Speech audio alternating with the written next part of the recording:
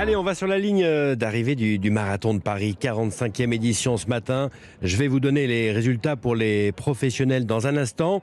Mais pour les amateurs, c'est enfin terminé. Ils étaient 38 000 coureurs dans le froid, mais sous le soleil, Solène Leroux. Oui Thierry, des milliers de coureurs sont enfin marathoniens. Une arrivée sous le soleil, vous venez de le dire, comme tout au long de la course. Pour Alexis, 26 ans, c'était une grande première avec en prime un temps au-delà de ses espérances. L'idée c'était de faire 2h30, finale 2h27, 40 je crois. Donc encore mieux que ce que je pouvais imaginer. Pour un premier, c'est vraiment top. Avec ce beau chrono, il fait partie des 16% à courir le marathon en moins de 3h30. Tout comme Laurence qui reprend son souffle un peu plus loin. La bordelaise de 46 ans a adoré cette balade dans Paris. J'ai été bien du début à la fin, donc c'était super cool. Je n'ai pas du tout eu froid, on avait hyper peur d'avoir froid. Et non, j'ai jamais eu froid. Il y a un petit vent, non, mais c'est vraiment les conditions idéales pour faire un marathon, je pense. Moi, je suis pas du tout parisienne, donc c'est cool, quoi. Il faut visiter comme ça en courant. Les coureurs continuent d'arriver, vous l'entendez derrière moi. Certains se ruent sur le ravitaillement, d'autres sur la médaille que tout le monde reçoit, bien sûr, y compris les derniers. La toute dernière arrivée est d'ailleurs prévue aux alentours de 17h. Voilà, bravo à eux, bon courage encore et merci à vous Solène Leroux qui a suivi ce marathon de Paris pour Europe 1. Bonjour coach. Ah bonjour. Jean-Claude Perrin, ancien entraîneur d'athlétisme. Jean-Claude Perrin, chez les professionnels, c'est l'Éthiopien Dezo Gelmiza qui a remporté l'épreuve. 42 km en 2h 5 minutes et 7 secondes. Le Français Morad Hamdouni est arrivé 3e, domination éthiopienne. Encore.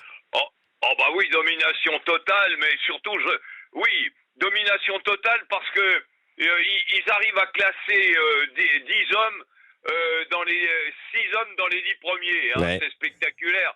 Mais surtout, on a vu Morad Hamdouni faire une course formidable, une course de cœur.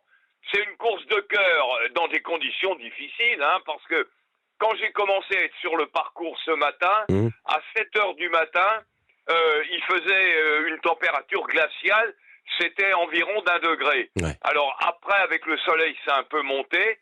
Mais même si les conditions étaient bonnes parce qu'il n'y avait pas de vent et un ciel clair, c'était à Paris, c'est un marathon exigeant. C'est un marathon exigeant parce que c'est pas totalement plat et totalement linéaire. On donne les résultats pour les femmes. Chez les femmes, c'est la Kenyane Judith Jeptum qui a remporté le record avec un chrono de 2h19 minutes 48 secondes.